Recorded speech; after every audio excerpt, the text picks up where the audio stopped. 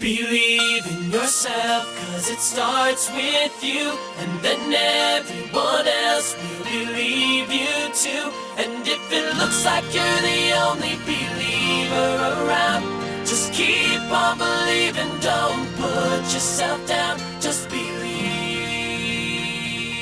Our guest tonight grew up in Philadelphia, was an amateur boxer, nightclub singer, and a pianist. He became a writer and has been voted the #1 sports columnist in the nation 13 times by the Associated Press.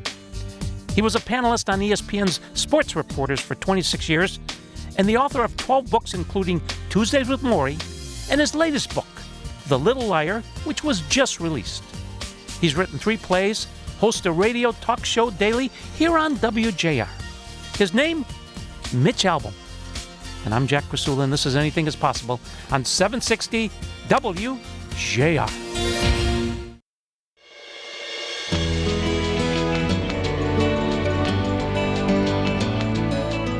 I'm Jack Krasula. This is Anything is Possible, and we're welcoming back Mitch Albom for the 3rd time.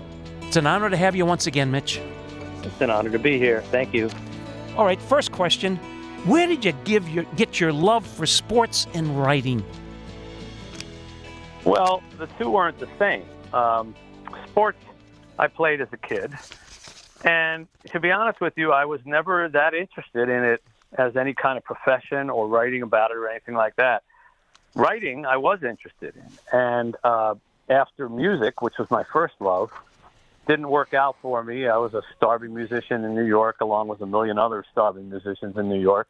I wanted to try something that was creative, but maybe had a little more structure to it than the music business, where you might get rewarded more for hard work. And I'd always been a pretty decent storyteller, verbally. I'd never really written anything. So I decided to take a job for free at a local newspaper in Queens, New York, during the day while I worked as a musician at night. And that's how I began to fall in love with writing. But it was never sports. Sports I just kind of fell into by accident on a job board while I was at Columbia getting a master's degree. If the job board had, it was for a sport magazine. If the job board had a sewing magazine, I might have had a career as a sewing writer or something like that. How do you explain the fascination that we all have with stories and storytellers? Well, it's the oldest form of communication in the world. And you go back to the caves that they discover, and what's on the walls of the caves, stories. So this is how we pass on our wisdom. This is how we pass on our history. This is how we pass on the truths of life and the things that we aspire to. And I think no matter how the industries change and no matter how the delivery systems change, and even in the course of my life, they've changed dramatically. There was no cable TV when I started out. There was no cell phones. There were no instant videos. There was no Instagram. There was no, streaming. But all of those things have come into being, and none of them have done anything but enhance stories and storytelling. In fact, if anything, people need more stories now than they did before because there's so many outlets for them. What do all great storytellers have in common? A desire to transmit something that they believe is true or is important or has been stirring inside of them and needs to be shared. Nobody sits down to write a story just because they have nothing else to do. You can pick up a basketball and shoot hoops just because you're bored.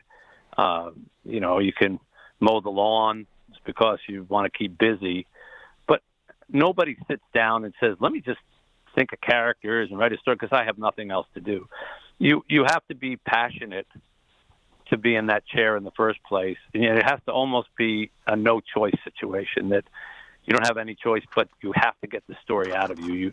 You want to share it with people. You want to call them all around the campfire and say, listen to a story I have to tell you. And if you have that in you, then you probably don't have much choice but to become a storyteller because those stories have to go somewhere. Many people will say that the greatest storyteller of all time lived 2,000 years ago was Jewish and a carpenter and only told stories for 3 years. Talk about that Jewish storyteller. Well, I didn't know him personally, so it's hard for me to speak about him.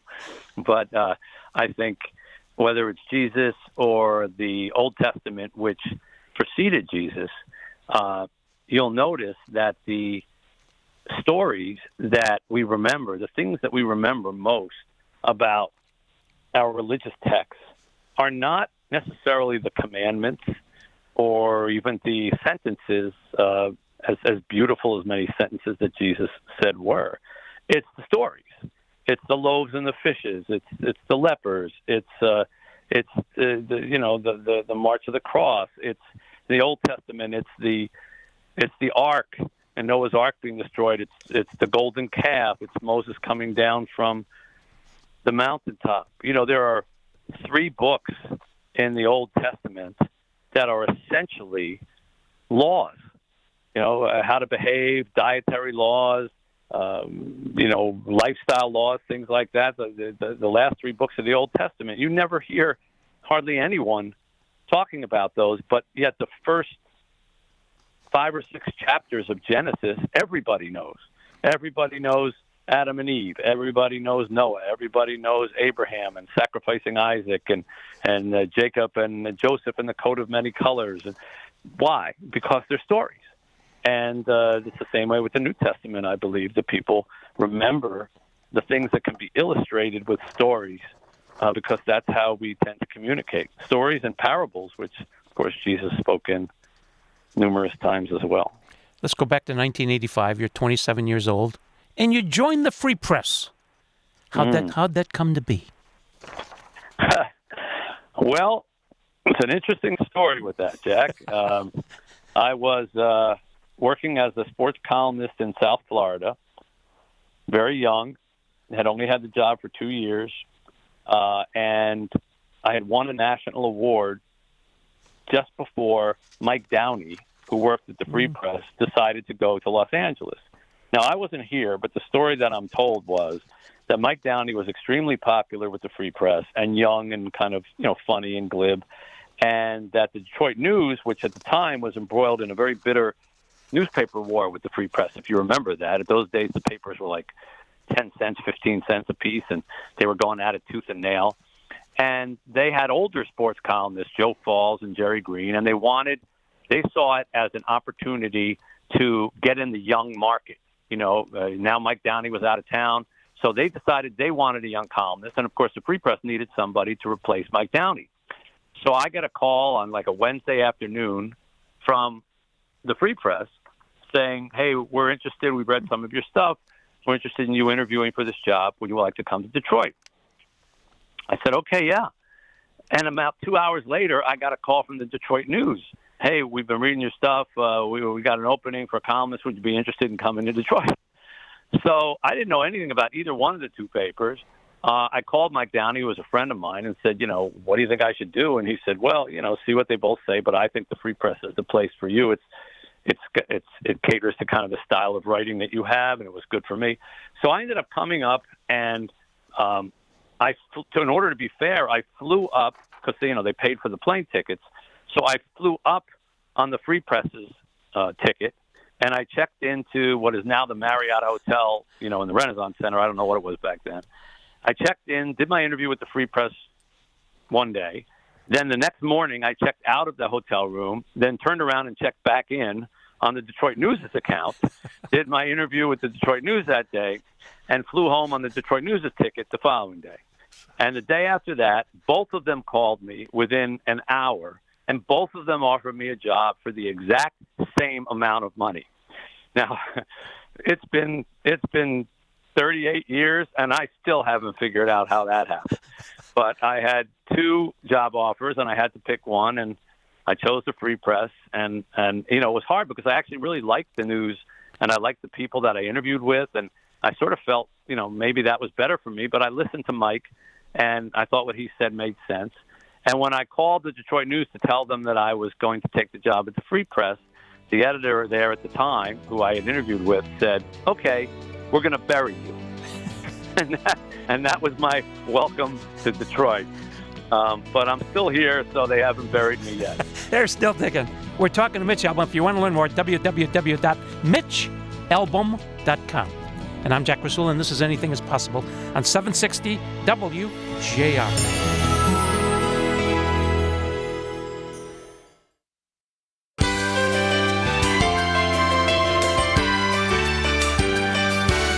Welcome back to Anything is Possible. I'm Jack Krasula. We're with Mitch Albom. He's written 3 plays, and since 1996, he's had a daily radio show here on JR. How did that come about 28 years ago, Mitch? Well, I was doing a radio show over at WLLZ, which isn't around anymore, but it was a rock and roll station back then. And I did the morning show with Jim Johnson and George Bayers, JJ and the Morning Crew, as they called it. And later I did a show there with Ken Calvert. And, I guess I had a bit of a reputation for being okay on the radio. And I got a call from J.P. McCarthy. And he said, why don't you come over and work with us here at WJR? And I said, well, JP, that's very nice of you. I've been on this show a few times. I said, it's very nice of you, but, I really don't want to do, 2 hours, 3 hours a day of sports. It's, I was doing 5-6 minutes. That was fine. But I always found sports radio, it's fine. People like it. I get it, and I have no problem with it. But I couldn't do it for 3 hours because you get a lot of people wanting, I got a trade for you, we should trade this guy or this guy, we should fire this guy or this guy. And I just thought that, I already spent enough of my life in sports. I didn't want to add 3 hours. And JP said, well, I don't think you should do sports. I think you should come over here and do what you do in your Sunday column, which is general stuff. And I'm going to tell the people here that I think you would be a great compliment in the afternoons. I could be in the mornings, you could be in the afternoons. And that's what happened. And they offered me a job, and I thought, wow, this is different. This is growth. Let me take it. And unfortunately, JP died not long after that, and we never really got a chance to work together for any length of time. But he was kind of the guy who was responsible for throwing the line in the water and pulling me in. All right. Whoever said, Mitch, I think you should write a book, was a genius. Over 25 years ago, you wrote this book, Tuesdays with Maury. It's now sold over 20 million copies, been translated into 45 languages, and you've just come up with your latest book, The Little Liar, and I quote you, "This is my most important novel to date." Tell us about the book and why is it so important to you, Mitch? Well, it's an idea that I've been noodling with for 10 years. And I grew up, Jack, in a neighborhood where there were a lot of Jewish people, older Jewish people, and there was this one couple who I noticed as a kid, they always wore long sleeves, even in the summertime. And I once asked my mother, how come they always wear sweaters? It's hot outside. And she said, well, they have numbers tattooed on their arms, and they don't want people to see it. And I said, why not? And she said, you'll find out when you're older. Well, I'm older now, and the sad truth is those people, who of course were concentration camp victims, they're no longer with us. There are very, very few of them still alive to tell the tale of what happened. And I'm a firm believer that if there aren't people alive to warn you about history, you have a very good chance of repeating it. And so I always felt that at one point in my life, I wanted to write a story that was set against the backdrop of the Holocaust, not about the Holocaust, but set against the backdrop, that would at least continue to remind people of the horrors that people had to endure and how brave and hopeful people had to be in order to get through them, so that we won't repeat it. And I had heard a story at a museum many, many years ago, told by a Holocaust survivor who said that when they got on the train tracks in the city where she was, and they were being put on these trains that were sending them to die at these concentration camps, the Nazis got Jewish people to lie to them on the train tracks and say to them, you're going to new jobs, you're going to homes, it's going to be fine, this is all good, in order to lure them onto the trains. And I never got that image out of my head. I always thought, how terrible to use your own people against you to, lead you to slaughter. And so I created a book where it's not people, but it's a little boy. And the book's set in Greece, which many people don't even realize was part of the World War II, but it was, and it was invaded by the Nazis. And And there's this little boy who's 11 years old who's never told a lie in his life. His name is Nico. And when the Nazis invade his town, they find out about him and they decide to use him as a weapon, and they kidnap him from his family, and they trick him into standing on the train platforms and telling all these people who trust him, because he never lies, everything's okay, you're going to new jobs, you're going to new homes. And it's only on the last day of the train, when he sees his own family being put on the train, and he runs to be with them, and one of them yells, "They're taking us to die," that he realizes that he's been tricked and he's been lying inadvertently all this time. And the story follows what happens to him from that day for the next 40 years, and how he seeks to be forgiven for what he did, and how his family and a little girl who loved him as a little girl and then grows into a woman pursues him all over the world to try to find him, because he goes underground and he becomes a liar, so good at lying that nobody even knows who he is, and he becomes a recluse. And it's all about trying to get redemption through love and hope, and how people during that time survive the toughest, most difficult things, including being forced to lie, and how that's a cautionary tale for our time today. We're talking Mitch Albom about his latest book, The Little Liar. That little girl's name was Fanny, and there's four main people: Nico, Fanny, his older brother Sebastian, and Udo Graf. When we come back, we're going to ask Mitch about Sebastian, Fanny, and Udo. And I'm Jack Krasula, and this is Anything Is Possible on 760 WJR.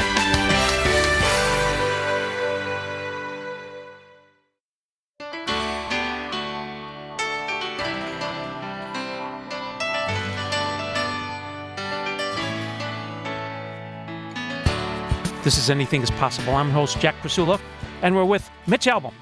If you want to learn more, www.mitchalbom.com. Mitch, Sebastian, Fanny, and Udo Graf. Please. Well, I told you about Nico, the little boy who was forced to lie.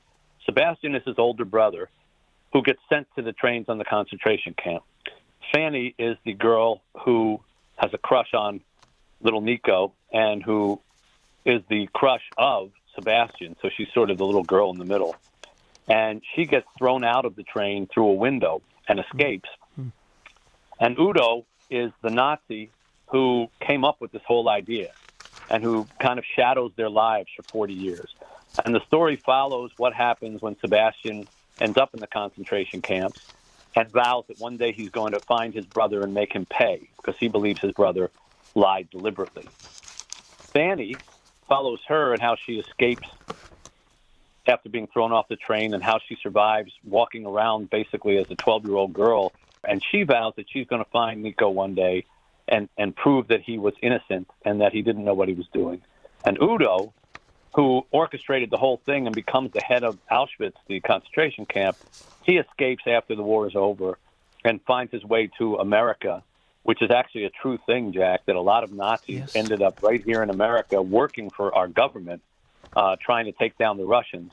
And so he ends up in America. And it just follows how their lives keep interweaving with one another, and how they're constantly paying the price for Udo's scheme. And it comes to a big, grand conclusion, 40 years after the war. The Little Liar. Mitch, it's a masterpiece, how you weave this together. Mitch, what does Janine feed you every morning? What kind of cereal she gives you? Where do you come up with these ideas?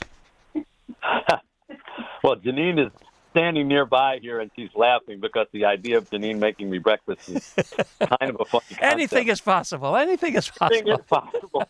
Yeah, and that would prove it, because I tend to get up early and work, and Janine stays up late, and Janine takes great care of me and our household and our kids and everything. So she deserves to stay in bed a little bit longer than me. But, the idea is, honestly, Jack, I've just been blessed with that. I've never had writer's block. I look at my life now and my age, and I realize that I will never live long enough to tell all the stories that I've jotted down in my little notebook about, I think this would be a good book. I think this would be a good book. I just don't have enough years left. So I try to get to them.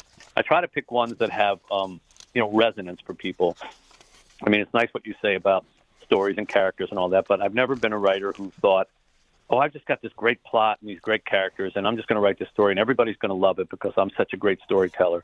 I see how precious everybody's time is, And I see how hard it is to get anybody's attention these days because there's so many streaming shows and movies and Instagram posts, and you can spend all day just going through social media. So in order to get anybody's attention or get them to sit with a book for, days, it generally has to be something that speaks to them. And I try to write my stories, even though they're novels or fiction, I try to write them with some kind of point, some kind of lesson, something that when people are done, they say, you know what, that kind of applies to me or my family or someone that I know. So Tuesdays with Maury was like that, and The 5 People You Meet in Heaven, which was about, how everybody's life touches another life. That was like that. And Stranger in the Lifeboat, which is about, what happens if God kind of appears in front of you and you weren't expecting it, what would you do? And these are things that kind of people think about in their lives and affect them. And in The Little Liar, it's really a book about truth and lies and the price we pay when we lie and the forgiveness that we need to get from others and the love that we need to get from others in order to absolve us of the lies that we often tell. We're talking to Mitch Albom, and we're now going to talk about the 12th Annual Radiothon, December 7th, from 6 a.m. to 9 p.m., the Grand Court North, where Santa's located. Forbes family generously donates this every year for you, Mitch, at the Somerset Collection. Talk about this year's Radiothon, please. Well, last year we raised over $1.8 million in a day for all the charities of, say, Detroit and some smaller charities here in Detroit that we share the money with as well. And we're hoping that we can come close to that this year again. We will go from 6 in the morning till 9 o'clock. I call out all the stops on anyone I've ever met or made contact with, and they come on with us. We kind of beg them, plead them. Some of them are pretty good about it. Hugh Jackman and Jane Pauley and Anderson Cooper and Paul Stanley from Kiss and Hank Azaria and Lyle Lovett and a lot of athletes. Matthew Stafford, even though he's out in L.A., will be with us, and a number of the Lions players, and Steve Eiserman, and just guys from our world, from the national world, from the people I've met through my books or movies, and all of it is just to raise money to help needy Detroiters, of which there are so many in our community, and we have 9 charitable operations that we run through, say, Detroit, and we're proud of every one of them. And they start with kids as young as 2 days old in a program called Bright Beginnings, all the way up to senior citizens as old as 100. And every program that we've started, I'm very happy to say, continues to this day. We've never had to close any of our programs, and they do a lot of good. And every dollar that we get in goes right to helping the needy. I pay all of the administrative costs of the charity so that no one else has to do that. And it's December 7th at the Somerset Collection, and we'd love to have people come out as early as 6 a.m. That would be a good time because there's nobody there, all the way up till 9 o'clock at night. All right. To date, it's raised over $12 million. And as you say, 100% of the money goes to the neediest people of Detroit. You mentioned a lot of people that help you, Mitch, but you left one out, who you always save for the end, a guy named Tom Gores. Please. Well, Tom Gores owns the Pistons, and somehow a few years back, he became sort of the last guest of the Radiothon. And like about 2 minutes to 9, he came on, he liked what we did, and he said, what, I think I'll give you, $150,000 or something like that. And ever since then, we've been waiting for his call at the end of these radiothons, and he's up the money, is up upwards of north of $300,000 now, and that he does, and he always has some great ideas of what to do with it. So he has been a huge contributor, as have many, many others. I mean, I single him out because the dollar signs are big. But Jack, the woman from Livonia, the grandmother from Grand Blanc, the little kid from Taylor, when they call in and when they say, well, I don't have a lot, but I want to give you $10, that also means just as much, because for them, that's a big deal. And, we appreciate what everybody gives us, from Mr. Gores all the way across. And the nice thing is everybody wants to do the same thing, which is help needy Detroiters. In 2006, we had the Super Bowl, and you spent one night in a homeless shelter.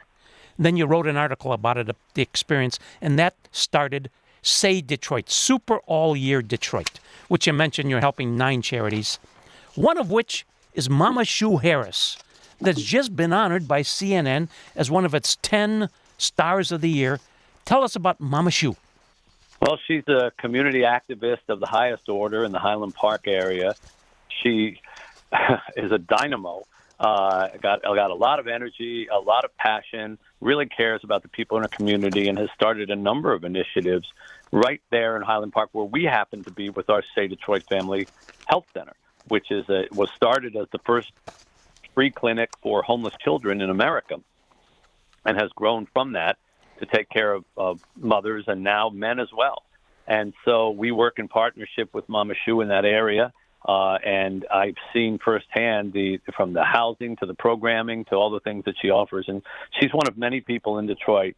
It's just an incredible city who doesn't have to do what she does, but just basically says, I live here, this is my community, and I'm going to make it better. One other person that we got to highlight, that you and I think the world of, we greatly admire, Darrell Woods Sr., please. Well, Darrell, we're very blessed to have him work with us at Say Detroit. He runs a program that I came up with called Better Together.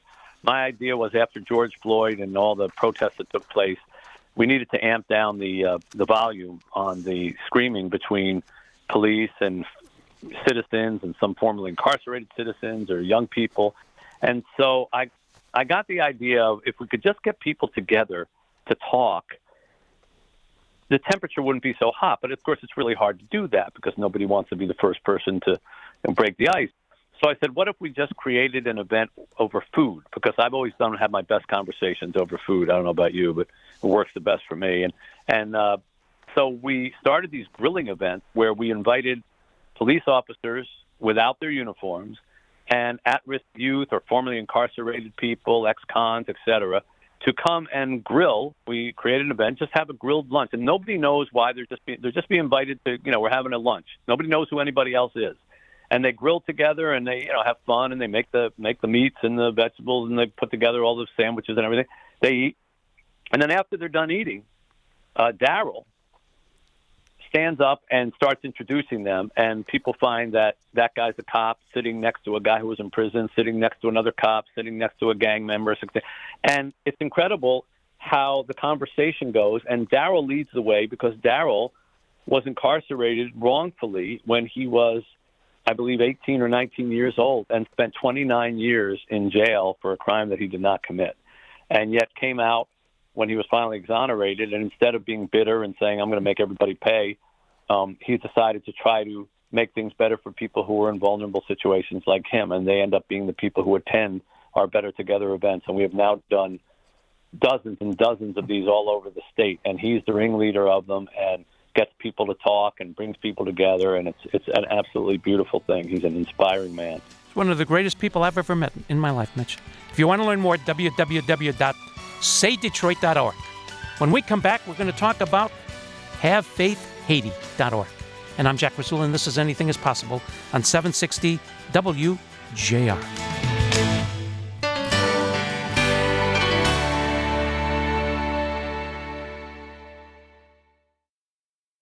Jack Krasula, host of WJR's Anything is Possible, the weekly radio visit, brings his 15 years of inspirational storytelling to hardcover. With God, anything is possible. Anything is possible. 15 of Jack's more than 750 tales of defeating odds and achieving the extraordinary. Like Bob Woodruff, whose job covering the war in Iraq nearly cost him his life. And Nick Vujicic, the limbless evangelist who has stunned millions with his message of acceptance and grace. With God, anything is possible. Order now while signed copies are still available at trustinusllc.square.site. That's trustinusllc.square.site. And as Jack says, make it a great week because with God, anything is possible. Spohom. Anything is possible.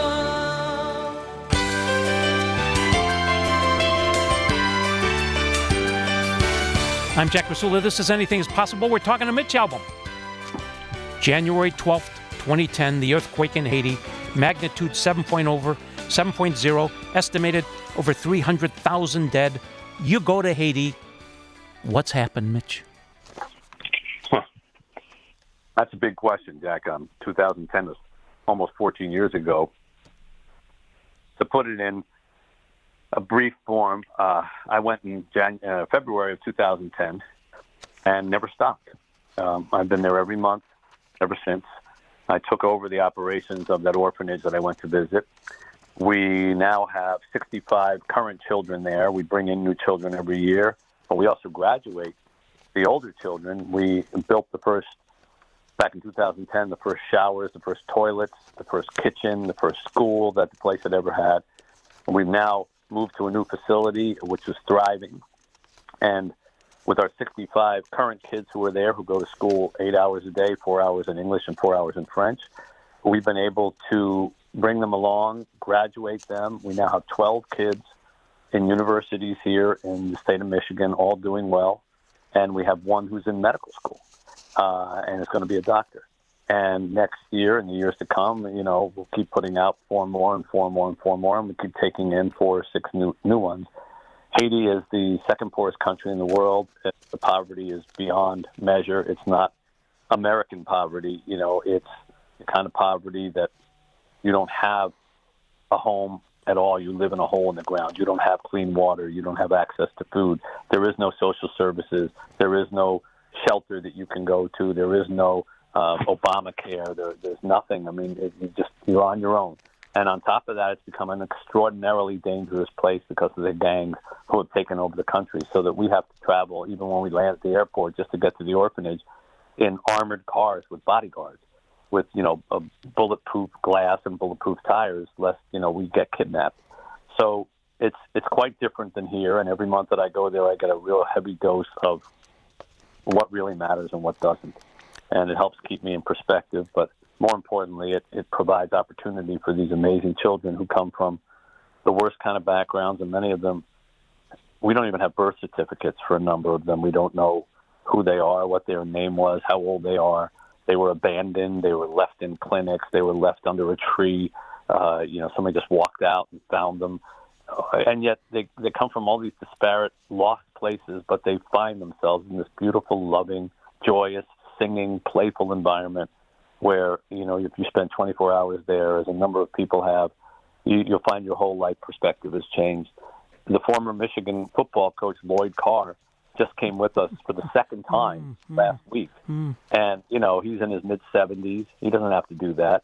But there's something about it that's life-affirming to him, and he makes the long trip down there with us, and he just loves the kids, and they love him. And I've witnessed that happen many times. I'm still hoping to get you, Jack, to come down with us, because I think you'd be eye-opening for you. Just ask.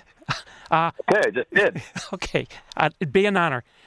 Lloyd Carr had a grandson that had DIPG, the same thing Chica had, 2 angels. Okay, you've been there 170 times, 12 months times 14, 170. And if we could go to May 12th, 2022, you and Janine go to Madonna University along with Emmanuel Gideon Mono. Talk about that experience, Mitch. Mono was our first kid in college, and he graduated. And it was the most beautiful sharing thing. We were able to get a feed that they put up from Madonna University on the internet, and we don't have very good internet down at the orphanage, but we were able to get somebody to come in with a computer, and all the kids gathered around, and they watched when his name was called, and he walked with his cap and gown down there. And I have the video of it. I get chills just telling you the story, Jack. I have the video. The kids burst into cheers and applause, and they screamed his name. Here they were thousands of miles away and on a little screen. And it was they were almost so loud he could hear them. And, I know every parent is proud of their kids when they graduate from anything, but knowing what this kid overcame, watching him when he was younger sit under a single light bulb with mosquitoes all flying around, trying to do his homework on his lap without a desk. He had a pencil that kept popping, bursting through the paper because it was on his leg. And to see him then go to college and almost break into tears when he saw that he got a desk in his room as a freshman. He said, "Do I get to keep this desk? Is this my desk?" I said, "Yes, your desk." He said, "All my life I've always wanted a desk." So to see him graduate and then go to medical school, and at Michigan State, it's, I get teary-eyed just talking about it. And he's an inspiration and a success story for all of our kids. All right, the last page of The Little Liar. On the last page, you mention a little baby, Naughty. Who's Naughty? Well, it's the last page of the acknowledgments, not the book. But yes, Naughty is the joy of our lives right now. Naughty was brought to us when she was 6 months old, and apparently she hadn't been fed anything but sugar water. So she only weighed 7 pounds, and she couldn't open her eyes. She couldn't move, walk, talk, anything, and we were concerned that she wouldn't live. And so we were able to get a quick visa for her, and we raced her to the States and put her on a heavy nutrition program under doctor's guidance, hoping that there hadn't been brain damage or serious developmental things. And since then, and that was about 14, 15 months ago, she has blossomed into the most charming, loving, most garrulous child I have ever seen. She's not even 2 years old, and she just walks around the house saying, "Dada, it's cold outside. Dada, I see a deer." We're at our age, in our 60s, to suddenly have this child in our lives who has all the sunshine of the world bursting through her. It's such a blessing. Every day my wife and I are just in giggles, being amused by this beautiful child who, thank God, has not had any permanent damage from the very, very dangerous first 6 months of her life. And eventually she'll go back to the orphanage, but I don't know. We keep projecting when that's going to be, and it keeps getting further and further out because she's such a part of our lives. So she reminds me of all the good that's possible in this world every day. Last thing Mitch says in the book, truth be told, well, thank God for Mitch and Janine Albom, Truth Be Told. Mitch, thank you. Thank you, Jack. Please join us next week. Until then, I'm Jack Krasula. Thanks for listening, and make it a great week, because with God, anything is possible. Spahome. Believe in yourself.